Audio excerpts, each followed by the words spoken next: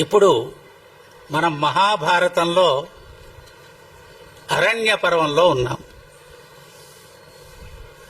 అరణ్య పర్వంలో చాలా గొప్ప పెద్ద పర్వం.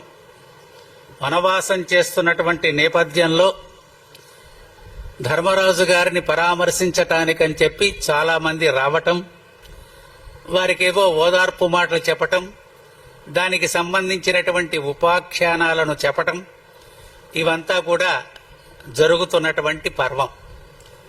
దీంతో పాటుగా వ్యాస భగవానుడి యొక్క అనుగ్రహం మీద అర్జునుడు రాబోయే రోజులలో జరగబోయేటువంటి కార్యానికి సూచనగా సమస్తమైనటువంటి అస్త్రశస్త్ర నైపుణ్యాలతో పాటుగా